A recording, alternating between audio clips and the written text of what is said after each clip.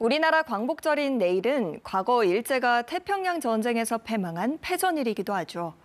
올해 80주년을 맞아 일본에선 현직 총리의 전후 담화 또는 그에 준하는 메시지가 나올지 관심이 컸는데요.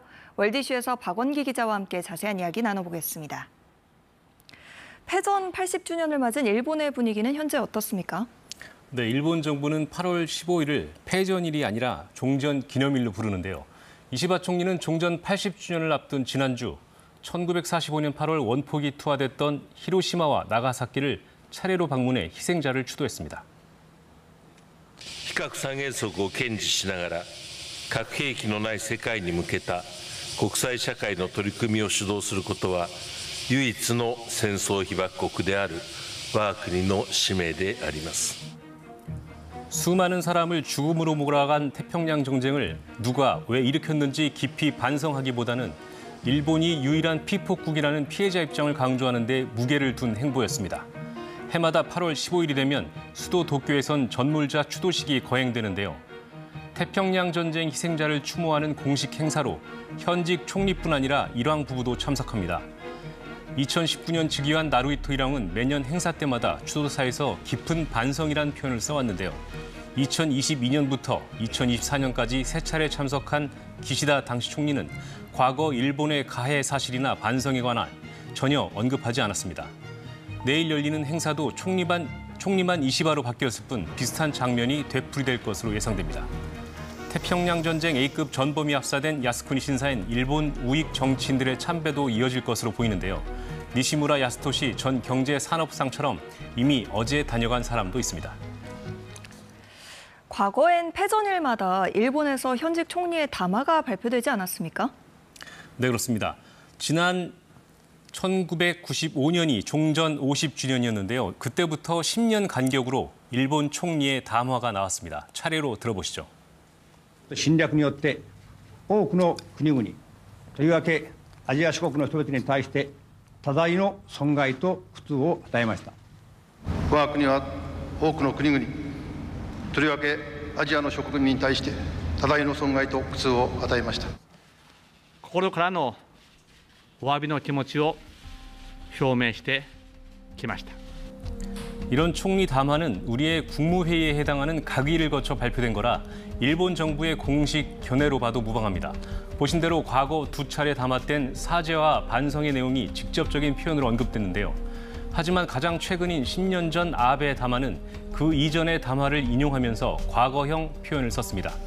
그래서 아베 담화는 과거 일제 침략과 식민 지배에 대한 일본의 잘못을 명확히 하지 않고 책임을 회피하려고만 한다는 비판을 지금까지도 받고 있습니다. 말씀하신 것처럼 아베의 담화가 발표된 지 10년이 지났습니다. 이제 내일은 우리나라가 광복을 맞은 지 80주년이 되는 해인데요. 이번엔 이시바 시게루 총리의 담화가 발표가 될까요? 네, 결론부터 말씀드리면 종전 80주년 담화가 내일 발표될 가능성은 희박합니다.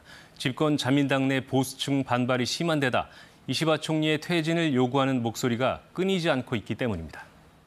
政治空白を生まないためにやめないっていうのは全く本末転倒の話で、本来は辞職されるべきです。 이시바 총리는 그동안 역사 문제에 관해 다른 정치인들에 비해 비교적 온건한 목소리를 내온 것으로 평가받고 있는데요. 문제는 취임 이후 세 차례 선거에 잇따라 참패하면서 지금은 당내 보수파에게서 퇴진 압박을 받고 있다는 겁니다. 보수파 의원들은 후손들에게 사죄의 숙명을 짊어지게 해서는 안 된다는 내용의 아베 담화를 근거로 추가적인 담화는 필요 없다고 주장해 왔는데요. 이시바 총리가 취임한 뒤 전후 80년 메시지 발표에 의욕을 보여왔으면서도 결국은 이런 배경 때문에 각의를 거친 담화 형태의 발표는 보류하기로 한 것 아니냐는 분석이 나오고 있습니다. 담화는 아니더라도 적절한 시점에 이시바 총리의 메시지가 발표될 거란 관측도 있다는데요. 네, 그렇습니다. 8월 15일이라는 시점 그리고 총리 담화라는 형식은 아니더라도 이시바 총리가 개인 차원의 견해를 밝히는 것에 대해선 여전히 의욕을 보이는 것으로 전해졌습니다. 일제가 항복한 날로 알려진 8월 15일은 히로히토 일왕이 라디오 방송을 통해 항복 의사를 밝힌 날이고요. 항복 문서에 정식으로 서명한 날은 바로 9월 2일인데요. 바로 이날쯤에 이시바 총리가 종전 80주년에 관한 개인적 견해를 밝힐 가능성이 크다는 겁니다. 니온 게이자의 신문은 이시바의 부친이 건설성 차관이던 1955년 당시 부하 직원이 작성한 문서를 결제하면서 종전이란 말 대신 패전이란 말로 고쳐쓰게 했다는 일화를 전하기도 했는데요. 이시바 총리가 뿌리부터 반전인 부친의 영향을 받아 메시지 발표 의지를 굽히지 않고 있다는 겁니다.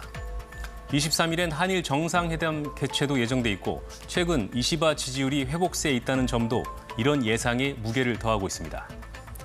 일본 언론들은 이시바 총리가 이번 주 휴가를 마친 뒤 메시지를 발표할지 여부를 최종 결정할 것으로 보인다고 전했습니다. 월드 이슈 박원기 기자와 함께했습니다. 잘 들었습니다.